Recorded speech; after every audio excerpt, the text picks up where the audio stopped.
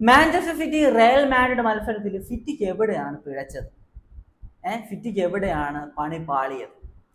Pep Guardiola ചെയ്തത് മണ്ടത്തരമാണ് സത്യം പറഞ്ഞു കഴിഞ്ഞാൽ. എന്താണ് നമുക്ക് നോക്കാം. അതിനു മുമ്പ് എനിക്ക് പറയേണ്ട കാര്യം എന്ന് വെച്ച് കഴിഞ്ഞാൽ, സാധാരണ 1:30-ക്കാണല്ലോ മാച്ച് നടക്കുന്നത്, രാത്രി 1:30-ക്ക്. അപ്പോൾ ഇന്ത്യൻ ടൈം രാത്രി 1:30-ക്ക്. അപ്പം ഞാൻ സാധാരണ ഉറങ്ങാറില്ല. ഞാൻ അങ്ങനെ ഇരുന്ന് എന്തെങ്കിലും ഫോണൊക്കെ നോണ്ടിട്ടിരുന്നിട്ട് 1:30 ആകുമ്പോൾ കളി കാണും. പക്ഷേ ഇന്നലെ ഞാൻ ഉറങ്ങി. ഞാനൊരു 10 മണിയൊക്കെ ആയപ്പോൾ കടന്നു. അതിനുശേഷം ഞാനൊരു 1:20-ന് കറക്റ്റ് അലാറം വെച്ച് 1:20-ന് എഴുന്നേറ്റിട്ട് ആ ഒരു ലൈനപ്പ് എടുത്ത് നോക്കിയപ്പോൾ പെപ് ഗാർഡിയോളയ്ക്ക് എന്തടേ പറ്റിയത് എന്നാണ് എനിക്ക് തോന്നിയത്. ഇങ്ങനെ കിളി പോയോ എന്നാണ് എനിക്ക് തോന്നിയത്. കാരണം ആ ലൈനപ്പ് നിങ്ങൾക്ക് ഞാൻ കാണിച്ചു തരാം. ഇതാണ് ആ ലൈനപ്പ്. 4-1-3-2 എന്നൊരു ഫോർമേഷൻ. ഇതിൽ ഒരു മിഡ്ഫീൽഡറേ ഉള്ളൂ, ഒരു ഡിഫൻസീവ് മിഡായിട്ട് റോഡ്രി ഒരു സിംഗിൾ പ്യൂട്ടായിട്ട് കളിക്കാൻ പറ്റുന്ന പ്ലെയർ ആണ്. സിംഗിൾ പ്യൂട്ട്, ഡബിൾ പ്യൂട്ട് എന്താണെന്ന് ഞാൻ പറയണോ? അതായത് ഡിഫൻസീവ് മിഡ് പൊസിഷനിൽ കളിക്കുന്ന പ്ലെയേഴ്സിനെയാണ് ഒരു പ്യൂട്ട് എന്ന് പറയുന്നത്. ആ ഒരു പ്യൂട്ട് എന്ന് പറയുമ്പോൾ അതിൽ സിംഗിൾ പ്യൂട്ടായിട്ടും ഡബിൾ പ്യൂട്ടായിട്ടും കളിക്കാൻ പറ്റുന്ന പ്ലെയേഴ്സ് ഉണ്ട്. അതായത് 2 ഡിഫൻസീവ് മിഡ്, ആ ഒരു സെന്റർ മിഡ് പ്ലെയർ, ഒരു ഡിഫൻസീവ് മിഡായിട്ട് കളിക്കാൻ പറ്റുന്ന പ്ലെയർ. ചില പ്ലെയേഴ്സിന് ഇതിൽ 2-ലും കളിക്കാൻ പറ്റും. അങ്ങനത്തെ ഒരു പ്ലെയറാണ് റോഡ്രിക്ക്. ഇതിൽ 2-ഉം കളിക്കാൻ പറ്റും. ഓക്കെ. പിന്നെ എന്തിന് 5 അറ്റാക്കിംഗ് പ്ലെയർ എന്നാണ് എനിക്ക് മനസ്സിലാത്തത്. വേറെ മിഡ്ഫീൽഡേഴ്സ് ഇല്ല ഒപ്പം. എന്താണ് ഉദ്ദേശിച്ചത് പെപ് ഗാർഡിയോള ഇതിൽ? എനിക്കത് ഇപ്പോഴും പിടികിട്ടിയിട്ടില്ല. ഡോക്കു ഒരു വിങ്ങറാണ്, സാവിഞ്ഞോ ഒരു വിങ്ങറാണ്, സിമിയോൺ ഒരു വിങ്ങറാണ്, അതുപോലെ തന്നെ ബെർണാഡോ സിൽവ ഒരു അറ്റാക്കിംഗ് മിഡ്ഫീൽഡറാണ്, ഹാലൻഡ് സെൻറ്റർ ഫോർവേഡാണ്. 5 അറ്റാക്കിംഗ് പ്ലെയേഴ്സ് എന്തിനാണ്? സെൻറ്റർ മിഡ് വേണ്ടേ? സത്യം പറഞ്ഞാൽ കളി കണ്ടവർക്കറിയാം ആ ഒരു മിഡ്ഫീൽഡിൽ ഒരു ഗ്യാപ്പാണ്. മൊത്തത്തിൽ മിഡ്ഫീൽഡിൽ ആളില്ല. ഒരേ ഒരു മിഡ്ഫീൽഡർ അങ്ങോട്ടും ഇങ്ങോട്ടും ഓടുന്നതല്ലാതെ ആ മിഡ്ഫീൽഡിൽ ഒരു ഗ്യാപ്പ്. ഫ്രണ്ടിൽ കുറേ പ്ലെയർ ഉണ്ട്, ഡിഫൻസും ഉണ്ട്, ഇടയിലൊരു ഗ്യാപ്പ്. ഒരു ബാലൻസ് ഇല്ലാത്തൊരു ഫോർമേഷൻ. എന്താണ് അദ്ദേഹം ഉദ്ദേശിച്ചതെന്ന് എനിക്ക് മനസ്സിലായിട്ടില്ല. റയൽ കളിക്കുന്ന ഒരു അര സ്ക്വാഡ് വെച്ചിട്ടാണ്.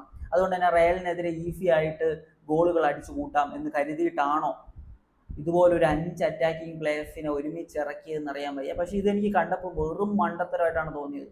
അത് മാത്രമല്ല, ആ ഡിഫൻസിലേക്ക് വന്നു കഴിഞ്ഞാൽ സെൻറ്റർ ബാക്ക് ഓക്കെയാണ്. ഇതാണ് ടീം നിലവിലുള്ളതിൽ ഏറ്റവും ബെസ്റ്റ് സെൻറ്റർ ബാക്ക് ഓപ്ഷൻസ് ഇതാണ്. വിങ് ബാക്ക് ഓപ്ഷൻസ് ഇതാണോ ഏറ്റവും ബെസ്റ്റ് വിങ് ബാക്ക് ഓപ്ഷൻസ്? എനിക്ക് തോന്നുന്നില്ല ഇതാണ് ഏറ്റവും ബെസ്റ്റ് വിങ് ബാക്ക് ഓപ്ഷൻ എന്ന്. അത് ഒരു മോശം ഡിസിഷൻ ആണെന്നാണ് എനിക്ക് തോന്നിയിട്ടുള്ളത്. അവരെ ഫുൾ ടൈം കളിപ്പിക്കുകയും ചെയ്തു. പെപ് ഗാർഡിയോളയ്ക്ക് എന്താണ് പറ്റിയത്? അത് മാത്രമല്ല, സബ്സ്റ്റിറ്റ്യൂഷൻ ഓപ്ഷൻസ് നോക്കിക്കഴിഞ്ഞാൽ സാധാരണ 5 പേരെ കളിപ്പിക്കാൻ കഴിയും. ഇവിടെ വെറും 4 സബ്സ്റ്റിറ്റ്യൂഷൻസ് ആണ് യൂസ് ചെയ്തിട്ടുള്ളത്. എന്താണ് അദ്ദേഹത്തിന് മൊത്തത്തിൽ കയ്യിൽ നിന്ന് പോയി ഈ മാച്ച്. കളി തുടങ്ങിയത് മുതൽ ഫസ്റ്റ് ടച്ച് മുതൽ കയ്യിൽ നിന്ന് പോയ ഒരു അവസ്ഥയായിരുന്നു. മിഡ്ഫീൽഡിൽ ഒരു ആധിപത്യം എടുക്കാൻ പറ്റത്തില്ല. റോഡ്രി നന്നായിട്ട് കളിച്ചിട്ടുണ്ട്, 7.2 റേറ്റിംഗ് ഉണ്ട്. അതുപോലെ തന്നെ ഡോക്കു നന്നായിട്ട് കളിച്ചിട്ടുണ്ട്, 7.3 റേറ്റിംഗ് ഉണ്ട്. ഡോണാറുമ 7.4 റേറ്റിംഗ് ഉണ്ട്. വേറെ ആർക്കും 7 പോലും റേറ്റിംഗ് ഇല്ല. 7 എന്ന് പറഞ്ഞാൽ 6.9 പോലും, 6.8 പോലും വേറെ ആർക്കും റേറ്റിംഗ് ഇല്ല എന്നതാണ്. 6.7 റേറ്റിംഗ് ആണ് ബെർണാഡോ സിൽവയ്ക്ക്. എനിക്ക് ഒന്നും തന്നെ മനസ്സിലായിട്ടില്ല ഈ ഒരു സാധനം എന്താണ്. ഞാൻ കുറച്ച് കാലമായി ഫുട്ബോൾ കാണാൻ തുടങ്ങിയിട്ട്. നിങ്ങൾ റയൽ മാഡ്രിഡ് പോലൊരു ടീമിനെ ചാമ്പ്യൻസ് ലീഗിൽ അണ്ടർസ്റ്റിമേറ്റ് ചെയ്തു, ചെറുതായിട്ട് കൊച്ചായിട്ട് കണ്ടു. അതാണ് മെയിൻ റീസൺ ഈ ഒരു മാച്ച് തോക്കാനായിട്ട്. പെപ് ഗാർഡിയോള ഭാഗത്ത് നിന്ന് നല്ല കുറേ ആളുകൾ വിചാരിക്കുന്ന, ഞാൻ ഉൾപ്പെടെ കുറേ ആളുകൾ വിചാരിക്കുന്ന ഒരു കാര്യമാണ് Pep Guardiola one of the best greatest കോച്ചാണ് എന്നത്. അതിലൊരു സംശയമില്ല. പക്ഷെ അദ്ദേഹത്തിൻ്റെ ഭാഗത്ത് ഇത്രയും ബ്ലണ്ടർ ആയിട്ടുള്ളൊരു മിസ്റ്റേക്ക് ഞാൻ പ്രതീക്ഷിക്കുന്നില്ല. ഞാൻ നല്ല ഫുട്ബോൾ ലോകത്ത് ആരും തന്നെ പ്രതീക്ഷിക്കത്തില്ല. കാരണം അത്രയും ബ്ലണ്ടറാണ് ഇത്. എന്താണ് ഉദ്ദേശിച്ചതെന്ന് എനിക്ക് മനസ്സിലായിട്ടില്ല. നിങ്ങൾക്ക് മനസ്സിലായിട്ടുണ്ടെങ്കിൽ നിങ്ങൾ പറയുക.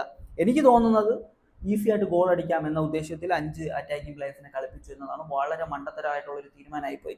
കാരണം നമുക്കറിയാമല്ലോ, ചോമനി അതുപോലെ തന്നെ വാൽവർദെ തുടങ്ങിയ മിഡ്ഫീൽഡേഴ്സ് ഓപ്പോസിറ്റ് ടീമിനുണ്ട്. അവർക്കൊരു ആധിപത്യം ക്രിയേറ്റ് ചെയ്യാൻ വലിയ താമസമൊന്നുമില്ല, അവർക്ക് ഈസി ആയിട്ട് പറ്റും.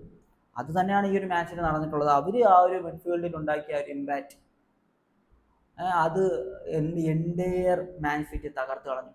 സെക്കൻഡ് ഹാഫിൽ ആ ഒരു മിസ്റ്റേക്ക്, തൻ്റെ ആ ലൈനപ്പിലെ മിസ്റ്റേക്ക് മനസ്സിലാക്കിയിട്ട് സബ്സ്റ്റിറ്റ്യൂഷൻസ് കൊണ്ടുവന്നിട്ടുണ്ടായിരുന്നു. റിജൈൻഡറിനെ ഇറക്കിയതായിരുന്നു. ആ ഒരു സെക്കൻഡ് ഹാഫിൽ തുടങ്ങിയതില്ല, 46-ാം മിനിറ്റിൽ തന്നെ ആ ഒരു സബ്സ്റ്റിറ്റ്യൂഷൻ വന്നിരുന്നു. എന്ത് കാര്യം, 3 ഗോൾ കൺസിഡർ ചെയ്തില്ലേ? സെക്കൻഡ് ഹാഫ് ഫസ്റ്റ് ഹാഫിനെ വെച്ച് കമ്പയർ ചെയ്യുമ്പോൾ സെക്കൻഡ് ഹാഫ് അത്യാവശ്യം കുഴപ്പമില്ലായിരുന്നു. എന്നാൽ പോലും ആ ഒരു പെനാൽറ്റി ഇൻസിഡന്റ് ഒക്കെ ഉണ്ടായിരുന്നു. അത് മിസ്സായതുകൊണ്ടാണ് ആ ഒരു രീതിയിൽ രക്ഷപ്പെട്ടു പോയത്. അപ്പോൾ ഇനി ഏറ്റവും വലിയ ക്വസ്റ്റ്യൻ എന്താണെന്ന് വെച്ച് കഴിഞ്ഞാൽ സെക്കൻഡ് ലെഗിൽ ഒരു തിരിച്ചുവരവ് നമുക്ക് പ്രതീക്ഷിക്കാൻ പറ്റുമോ എന്നതാണ്. സാധ്യത ഇല്ലെന്ന് ഞാൻ ഒരിക്കലും പറയത്തില്ല. ലോകത്തെ ഏറ്റവും മികച്ച സ്ക്വാഡുള്ള ഒരു ടീമാണ്, മികച്ച പരിശീലകനുമുണ്ട്. ഒരു 3 ഗോളിൻ്റെ കടവേ ഉള്ളൂ. അത് തിരിച്ചടിക്കാനുള്ള കപ്പാസിറ്റി ഉണ്ട്, അതിലൊരു സംശയമില്ല. അത് തിരിച്ചടിക്കാൻ പറ്റുമോ എന്ന് ചോദിച്ചു കഴിഞ്ഞാൽ ഞാനൊരു 10ൽ കൂടുതൽ ചാൻസ് പറയുന്നുണ്ട് തിരിച്ചടിക്കാൻ പറ്റാൻ സാധ്യത ഉണ്ടെന്ന്. അല്ലാത്ത വശം എനിക്ക് തോന്നുന്നില്ല ഈ ഒരു 3 ഗോള് തിരിച്ചടിച്ച് ഇനി ഈ ഒരു ടീം എങ്ങനെ തിരിച്ചു വരും ഹോമിൽ എന്നത് ഭയങ്കര ഡിഫിക്കൽട്ടായിട്ടുള്ളൊരു കാര്യമാണ്. പെപ് ഗാർഡിയോളയെ സംബന്ധിച്ച് ബ്ലണ്ടറാണ് അദ്ദേഹം ചെയ്തത്. അദ്ദേഹം എന്തുകൊണ്ട് ഇങ്ങനെ ഒരു ലൈനപ്പ് ഇറക്കി എന്നത് തന്നെ ഒരു വലിയ ക്വസ്റ്റ്യൻ മാർക്കാണ്. അപ്പം നിങ്ങൾക്ക് ഇതിനെക്കുറിച്ചുള്ള ഒപ്പീനിയൻ എന്ത് തന്നെയാണെങ്കിലും കമൻറ്റ് ബിലോ. മറ്റൊരു വീഡിയോ കാണുന്നതായിരിക്കും. ബൈ ബൈ വിത്ത് ഫുഡേൽ.